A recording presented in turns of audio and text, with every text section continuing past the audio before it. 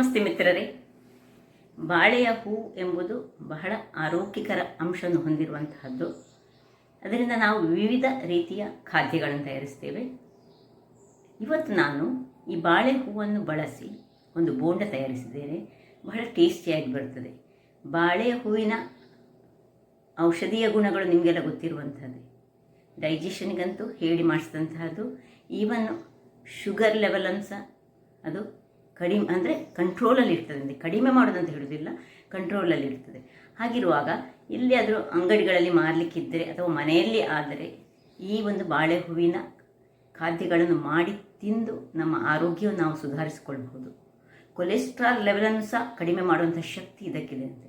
ಹಾಗಾದರೆ ಯಾರೆಲ್ಲ ನನ್ನ ಚಾನಲನ್ನು ನೋಡ್ತಿದ್ದೀರಿ, ಯಾರೆಲ್ಲ ಇನ್ನೂ ಸಬ್ಸ್ಕ್ರೈಬ್ ಮಾಡಿಲ್ಲ, ದಯವಿಟ್ಟು ಸಬ್ಸ್ಕ್ರೈಬ್ ಮಾಡಿ ಸಪೋರ್ಟ್ ಮಾಡಿ ಅಂತ ಹೇಳುತ್ತಾ ಬನ್ನಿ ಈ ಬಾಳೆಯ ಹೂವಿನ ರುಚಿಕರವಾದ ಬೋಂಡವನ್ನು ಹೇಗೆ ತಯಾರಿಸುವುದು ಎಂದು ನೋಡೋಣ.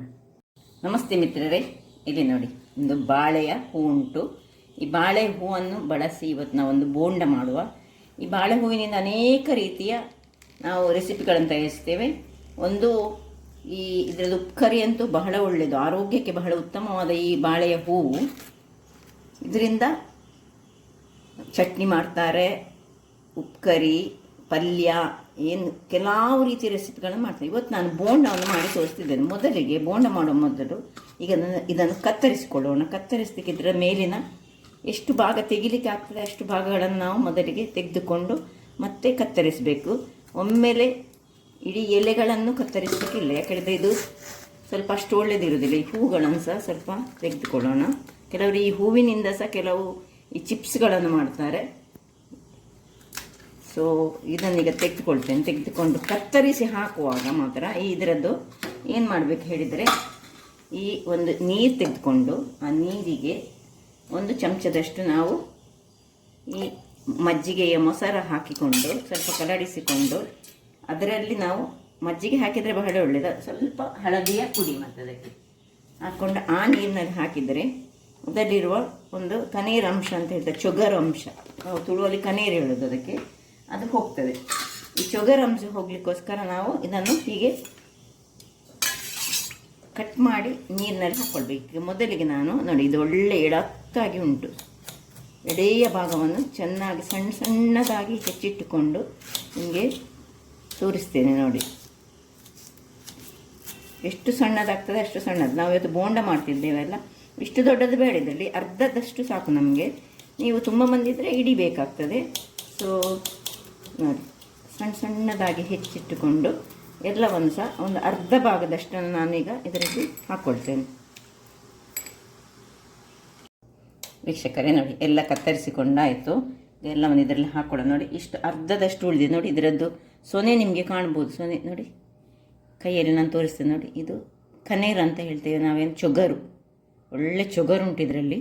ಇಷ್ಟು ಭಾಗ ನಮಗೆ ಬೇಡ, ನನಗೀಗ ನಾನು ಸ್ವಲ್ಪ ಮಾಡ್ತಾ ಇರೋದ್ರಿಂದಾಗಿ ಇನ್ನು ಒಂದು ನೀರುಳ್ಳಿಯನ್ನು ಸಹ ನಾನು ಹೆಚ್ಚಿಟ್ಟುಕೊಳ್ತೇನೆ. ನೀರುಳ್ಳಿ ಹೆಚ್ಚಿಟ್ಟ ಮೇಲೆ ಒಂದು ಬಣಾಲೆಯನ್ನು ಇಟ್ಕೊಳ್ಳೋಣ. ವೀಕ್ಷಕರೇ ನೋಡಿ, ಒಂದು ಬಣಾಲೆಯನ್ನು ಇಟ್ಟು ರೆಡಿ ಮಾಡೋಣ. ಅದಕ್ಕೆ ಸ್ವಲ್ಪ ತೆಂಗಿನ ಎಣ್ಣೆಯನ್ನು ಹಾಕ್ಕೊಳ್ತಿದ್ದೇನೆ. ಹೆಚ್ಚು ಬೇಡ, ಸ್ವಲ್ಪ ತೆಂಗಿನ ಎಣ್ಣೆ. ಇನ್ನು ಈ ನೀರುಳ್ಳಿಯನ್ನು ಇದಕ್ಕೆ ಹಾಕ್ಕೊಳ್ಳೋಣ. ಈರುಳ್ಳಿಯನ್ನು ಹಾಕ್ಕೊಂಡು ಸ್ವಲ್ಪ ಇದನ್ನು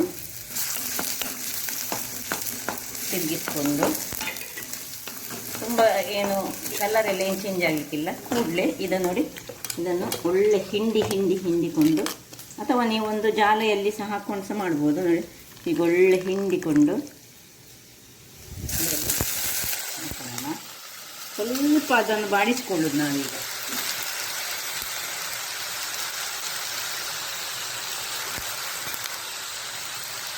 ಸ್ವಲ್ಪ ಉಪ್ಪನ್ನು ಸಹ ಹಾಕೊಳ್ತೇನೆ ಅದಕ್ಕೆ, ರುಚಿಗೆ ತಕ್ಕಷ್ಟು ಉಪ್ಪು. ಇನ್ನು ಸ್ವಲ್ಪ ಅದನ್ನು ಏನು ನೀರು ಹಾಕದೆ ಸ್ವಲ್ಪ ಕೈ ಬಿಡದೆ ಒಂದು 2 ನಿಮಿಷ ಇದನ್ನು ಬಾಡಿಸ್ಕೊಳ್ಳೋಣ. ವೀಕ್ಷಕರೇ ಇಲ್ಲಿ ನೋಡಿ, ಇದು ಸಾಕು. ಇಷ್ಟ ಆಗುವಾಗ ಇದನ್ನು ಸಣ್ಣ ಉರಿಯಲ್ಲಿ ಇಟ್ಟುಕೊಂಡು ನೋಡಿ, ನೀರಿರಬಾರ್ದು, ನೀರಿನ ಪಸ ಎಲ್ಲ ಹೋಗುವವರೆಗೆ ನಾವು ಇದನ್ನು ಸ್ವಲ್ಪ ಬಾಡಿಸಿಕೊಳ್ಬೇಕು. ಇಲ್ಲಿ ನೋಡಿ, ಒಂದು ದೊಡ್ಡ ಬಟಾಟೆಯನ್ನು ನಾನು ಬೇಯಿಸಿಟ್ಟುಕೊಂಡಿದ್ದೇನೆ. ಈಗ ಬಟಾಟೆಯನ್ನು ಹೊರಗಿಟ್ಟುಕೊಳ್ಳೋಣ, ಸ್ವಲ್ಪ ತಣ್ಣಗಾಗಲಿ ಬಟಾಟೆ. ವೀಕ್ಷಕರೇ, ಇಲ್ಲಿ ಬಟಾಟೆ ತಣ್ಣಗಾಗ್ತಿರುವಾಗ ಇಲ್ಲಿ ನೋಡಿ, ಇದು ಸಾಕು. ಇದನ್ನು ಆಫ್ ಮಾಡಿಕೊಂಡು ಇದನ್ನು ಸಹ ಒಂದು ತಣ್ಣಗಾಗಲಿಕ್ಕೆ ಬಿಡೋಣ. ಮಿತ್ರರೇ, ಇಲ್ಲಿ ನೋಡಿ, ಇದು ಈಗ ತಣ್ಣಗಾಯಿತು. ಇದನ್ನು ಈಗ ಪಕ್ಕಕ್ಕಿಟ್ಟು ಇಲ್ಲಿ ನೋಡಿ, ಬಟಾಟೆ ಸಹ ತಣ್ಣಗಾಗಿದೆ. ಇನ್ನು ಬೇಕಾಗುವ ಸಾಮಗ್ರಿಗಳು ಏನು ಹೆಚ್ಚು ಬೇರೆ ಸಾಮಗ್ರಿಗಳು ಬೇಡ.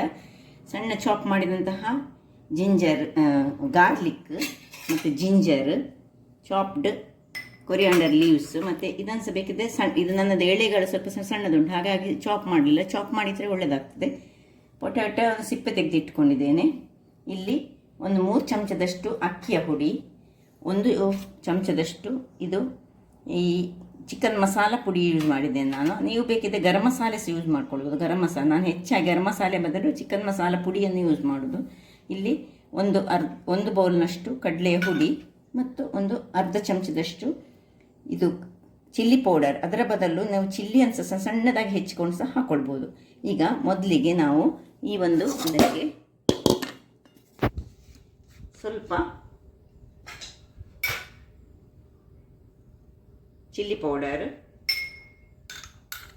ಇನ್ನು ಗರಂ ಮಸಾಲೆ ಪೌಡರ್ ಅಥವಾ ಚಿಕನ್ ಮಸಾಲೆ ಪೌಡರ್, ಶುಂಠಿ,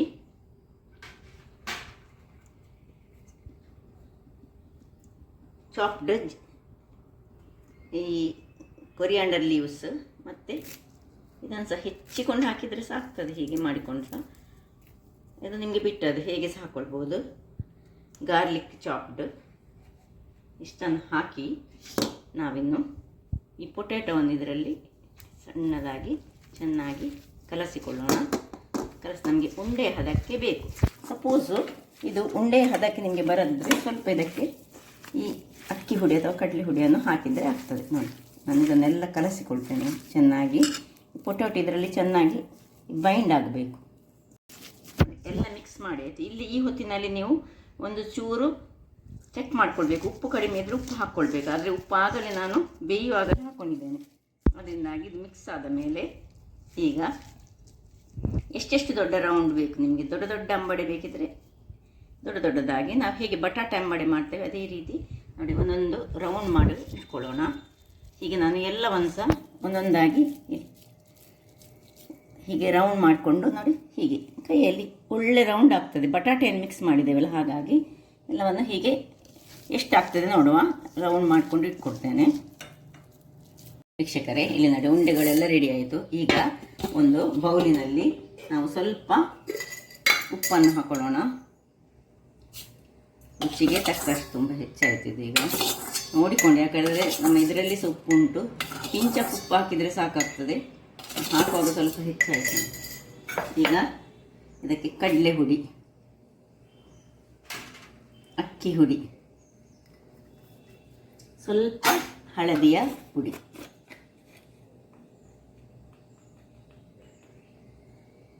ಇಷ್ಟನ್ನು ಹಾಕಿ ಇದರೊಂದು ಸ್ವಲ್ಪ ನೀರನ್ನು ಹಾಕ್ಕೊಂಡು ಒಂದು ಪೇಸ್ಟ್ ಥರದಲ್ಲಿ ಮಾಡ್ತಿದ್ದೇನೆ. ತುಂಬ ನೀರು ಸಾಗಬಾರ್ದು, ತುಂಬ ದಪ್ಪ ಸಾಗಬಾರ್ದು. ಇಲ್ಲಿ ಬೇಕಿದ್ರೆ ಸ್ವಲ್ಪ ಹಿಂಗನ್ನು ಇದಕ್ಕೆ ಹಾಕ್ಕೊಳ್ಬೋದು. ಇದು ದಪ್ಪ ಆಯಿತು. ನೀರು ಮಾಡ್ಕೊಳ್ಳೋಣ.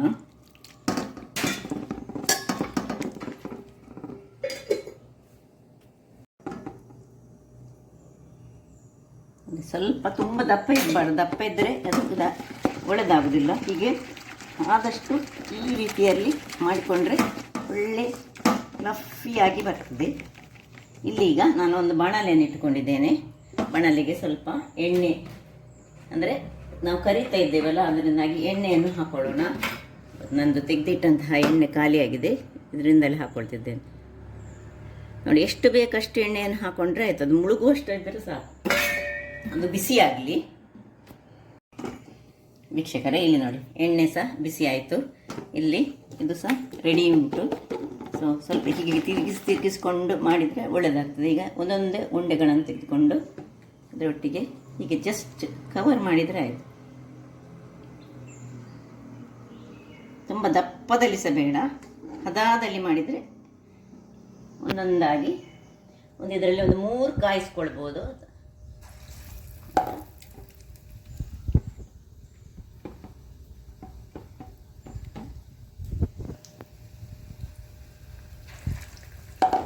104 ಎಷ್ಟು ಆಗ್ತದೆ ಅಷ್ಟನ್ನು ಕಾಯಿಸ್ಕೊಡ್ಬೋದು. ತುಂಬ ಹಿಟ್ಟು ಬೇಕಂತ ಏನಿಲ್ಲ, ಹಿಟ್ಟು ಹದದಲ್ಲಿ ಮಾಡಿದರೆ ಆಯಿತು.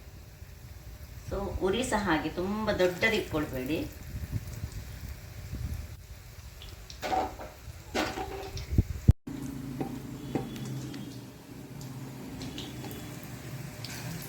ಒಟ್ಟು 4 ಹಾಕ್ತೇನೆ, ಇಲ್ಲದ್ರೆ ಅದು ಹೆಚ್ಚು ಕಮ್ಮಿ ಆಗಬಾರ್ದು ಹೇಳಿ 4 ಅಥವಾ 5 ಹಾಕಿದರೆ ಆಯಿತು. ಈಗ 4 ಆಯ್ತು ಅದರಲ್ಲಿ.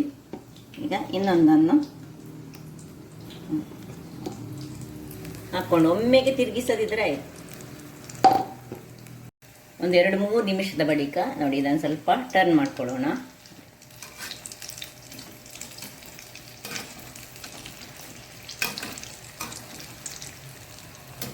ಹೀಗೆ ಬಿಸ್ಕುಟ್ ಅಂಬಡೆ ಇರ್ತದೆ ನಮ್ಮದು, ಇದರದ್ದು ಬಟಾಟೆ ಅಂಬಡೆ ಇರ್ತದೆ, ಆ ಟೈಪಿನಲ್ಲಿ ಇದು ಬರ್ತದೆ.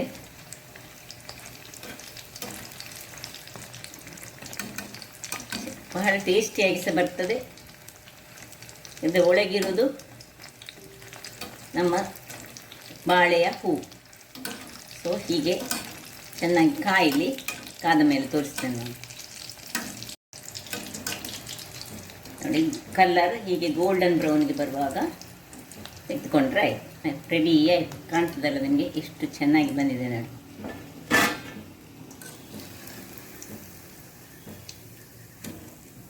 ಇದೇ ರೀತಿ ಇನ್ನೊಂದು ಸೆಟ್ಗಳನ್ನು ಸಹ ನೋಡಿ, ಇದರಲ್ಲಿರುವ ಇದನ್ನೆಲ್ಲ ತೆಗೆದುಕೊಳ್ಬೇಕು. ಎಕ್ಸ್ಟ್ರಾ ಇದ್ದರೆ ಎಲ್ಲ ಇದನ್ನೆಲ್ಲ ತೆಗೆದುಕೊಂಡು ಮತ್ತೆ ಹಾಕ್ಕೊಂಡ್ರೆ ಆಯಿತು. ಸ್ವಲ್ಪ ಉರಿಸುವಿಗೆ ಸ್ವಲ್ಪ ಸಣ್ಣದು ಮಾಡುವ. ಈಗ ನೋಡಿ ಇದನ್ನು ಬಟ್ ಹಾಕುವಾಗ ಮಾತ್ರ ಉರಿ ತುಂಬ ದೊಡ್ಡದೇ ಇರಲಿ ನೋಡಿ.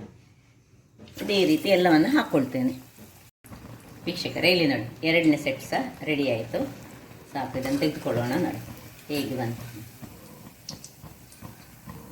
ಸೊ ಒಂದು ಬಹಳ ರುಚಿಕರವಾದ ಹಾಗೂ ಆರೋಗ್ಯದಾಯಕ ಹೇಳೋದಿಲ್ಲ, ಆಯಿಲನ್ನು ಆರೋಗ್ಯದಾಯಕ ಅಂತ ಹೇಳಲಿಕ್ಕೆ ಆಗೋದಿಲ್ಲ. ಸೊ ಒಂದು ಅರ್ಧ ಬಾಳೆ ಹೂವಿನಲ್ಲಿ ಇಷ್ಟು ನಾವು ಮಾಡ್ಕೊಳ್ಬೋದು ನೋಡಿ. ನನಗೆ ಇದನ್ನು ಬೇಕಿದ್ದರೆ ಚಟ್ನಿಯೊಟ್ಟಿಗೆ ಸಹ ಸರ್ವ್ ಮಾಡ್ಬೋದು, ಅಥವಾ ನಾವು ಇದನ್ನು ಈ ಟೊಮೆಟೊ ಕೆಚಪ್ಪಲ್ಲಿ ಅಂತೂ ಬಹಳ ಚೆನ್ನಾಗಿ ಆಗ್ತದೆ. ನಾವು ಯಾವಾಗಲೂ ಟೊಮೆಟೊ ಕೆಚಪ್ಪಲ್ಲೇ ತಿನ್ನೋದು, ಯಾವುದರಲ್ಲಿ ಸಹ ನಡೀತದೆ. ಹಾಗಾದರೆ ನೋಡಿದ್ರಲ್ಲಿ ವೀಕ್ಷಕರೇ, ಒಂದು ರುಚಿಕರವಾದ ಬಾಳೆ ಹೂವಿನ ಬೋಂಡ ರೆಡಿಯಾಗಿದೆ. ಹಾಗಾದರೆ ನನ್ನ ಈ ಕುಕಿಂಗ್ ಚಾನಲ್ ನಿಮಗೆ ಇಷ್ಟ ಆದರೆ ಬೋಳೂರು ಸುವರ್ಣ ಚಾನಲನ್ನು ಲೈಕ್ ಮಾಡಿ, ಶೇರ್ ಮಾಡಿ ಹಾಗೂ ಸಬ್ಸ್ಕ್ರೈಬ್ ಮಾಡಿ, ಹಾಗೂ ನನ್ನ ಇನ್ಸ್ಟಾಗ್ರಾಮ್ ಪೇಜನ್ನು ಫಾಲೋ ಮಾಡಿ. ಧನ್ಯವಾದಗಳು.